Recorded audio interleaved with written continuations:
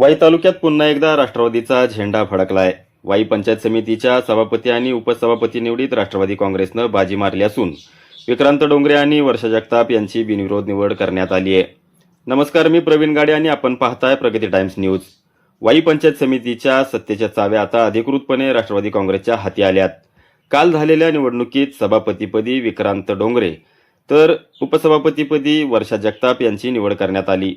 नामदार मकरंद पाटील यांच्या नेतृत्वावर विश्वास दर्शवत ही निवड झाली असून यामुळे कार्यकर्त्यांमध्ये उत्साहाचं वातावरण आहे। उमेदवार विक्रांत उर्फ भैया डोंगरे हे बहुमतानं आज सभापतीपदी निवडून आले।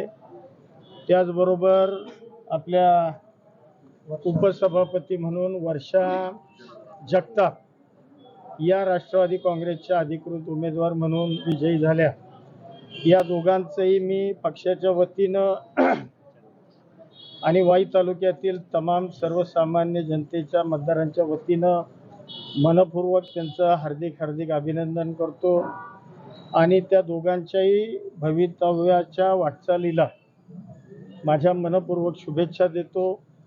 मला खात्री आहे हे दोघंही जे वाई पंचायत समितीचं आजपर्यंतचं जे गतवैभव आहे या वाई तालुक्यातील सर्वसामान्य शेतकरी, कष्टकरी किंवा असणारे गावागावांचे प्रश्न, समस्या आणि ज्या शासकीय योजना आहे यांचा प्रभावीपणानं वापर करून त्याची अंमलबजावणी पंचायत समितीच्या माध्यमातून काटेकोरपणानं करतील आणि या वाई तालुक्यामधील सर्वसामान्य लोकांना या सभापती किंबहुना पंचायत समितीच्या माध्यमातून योग्य तो न्याय देण्याचा निश्चितपणानं प्रयत्न करतील।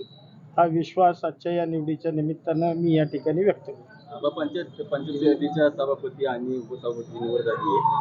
आता वेध लागलेत लोकांना जिल्हा परिषदेच्या 20 तारखेचे, तर साधारण म्हणजे असं म्हणायला काही हरकत नाही की सभापती तुमच्या मनासारखा झाला। आता जिल्हा परिषदेचं काय? मुळामध्ये आज ज्या निवडी झाल्या त्यामध्ये जिल्ह्यातले 5 पंचायत समित्यांचे सभापती उपसभापती राष्ट्रवादी काँग्रेसचे झाले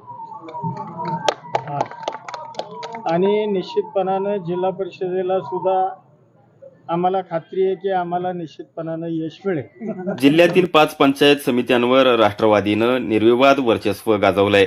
आगामी 20 तारखेला होणाऱ्या जिल्हा परिषद निवडणुकीसाठी हा विजय म्हणजे राष्ट्रवादीसाठी एक मोठा बूस्टर डोस मानला जातोय।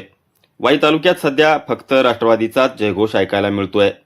नवनिर्वाचित पदाधिकाऱ्यांच्या या निवडीमुळे तालुक्याच्या विकास कामांना आता नवी गती मिळणार का हे पाहणं महत्त्वाचं ठरेल। याबाबत तुम्हाला काय वाटतं कमेंट्समध्ये नक्की सांगा। व्हिडिओला लाईक करा आणि शेअर करा। अशा नवनवीन अपडेट्ससाठी चॅनलला सबस्क्राईब करायला विसरू नका।